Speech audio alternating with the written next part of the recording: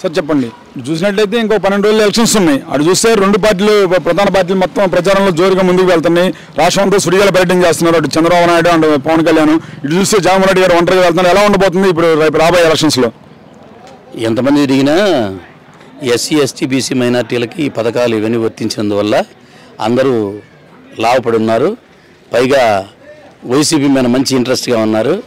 ఒక అద్దంకి నియోజకవర్గంలో 10,000 మెజార్టీతోటి డెఫినెట్లీగా వైఎస్ఆర్ కాంగ్రెస్ గెలుస్తుంది. పాణివెన్ రెడ్డి గారు గెలుస్తారు. ఎన్టీఆర్ నగర్ మేము ఇట్లా ఈ కాలనీ బ్రహ్మాండంగా స్పందనగా ఉన్నారు. అందువల్ల ఒక మాట ఇక్కడ ఇప్పుడు డెఫినెట్గా పథకాలు అయితే అందరికీ అందినాయి అని చెప్పేసి అంటున్నారు కదా. కానీ ముఖ్యంగా చూస్తే అసలు యువతకి అనేది ఒక జాబ్ క్యాలెండర్ లేదు.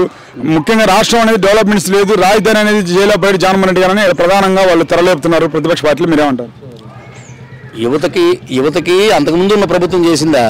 2 లక్షల చిల్లర 2,30,000 మందికి ఎంతమందికి జగన్ వచ్చిన తర్వాత ఉద్యోగాలు వచ్చినాయి యువతకి.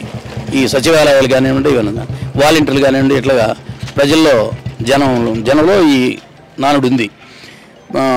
యువతకి ఎంతకంటే ఇంకా అవకాశం కల్పించే ప్రభుత్వం మాత్రం ఏముంది? అందువల్ల ఈ దాన్ని అసలు ఆలోచించలేదు ఏది మా ఎస్సీ ఎస్టీ బీసీ మైనార్టీలు.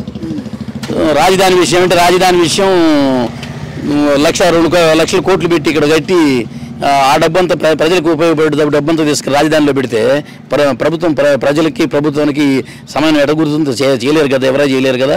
అందువల్ల అదే దాన్ని విశాఖపట్నంలో రాజధాని పెట్టేసి జరిపినందువల్ల మా డబ్బు మిగులుతుంది, తొందరగా ఆదాయం వచ్చే సిటీగా విశాఖపట్నం అభివృద్ధి చెందిద్ది, రాష్ట్రం అభివృద్ధి చెందిద్ది, మనకు ప్రజలకు కూడా న్యాయం చేసినట్టుగా ఉంటుంది. అందువల్ల జగన్ రాజధాని విషయం పక్కన పెట్టేసి విశాఖపట్నం రాజధాని చెప్పి నిర్ణయించుకున్నారు. మరి ఇప్పుడు ఏదైతే ఉందో జగన్ గారు మేనిఫెస్టో కంటే అటు చూస్తే ఉమ్మడి కూటమి మేనిఫెస్టో వాళ్ళు పథకాలు అనేవి ఎక్కువగా ఇచ్చున్నారు కదా. మరి ఎలా ఉండబోతుంది ఇప్పుడు? ఆ మేనిఫెస్టో ఎఫెక్ట్ పడతా అంటారా వైఎస్ఆర్ కాంగ్రెస్ పార్టీ పైన? అసలు పడదు. ఎందువల్లంటే గతంలో ప్రకటించినటువంటి మేనిఫెస్టోలో ప్రకటించినటువంటి ఏ ఒక్క పథకం చంద్రబాబు నాయుడు టైంలో చేయనందువల్ల ఇవాళ నేను పోయి చేస్తానన్నా నన్ను నమ్మరు కదా.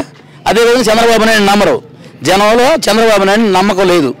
అందువల్ల జగన్ ఏదైతే పథకం ప్రకటించాడో ఆ ప్రకటించిన పథకాల్లో 99% పథకాలన్నీ కూడా అప్లై చేసి అందరికీ చేరినాయి కనుక అందువల్ల జగన్ ప్రజలు జనం ఉన్నారు.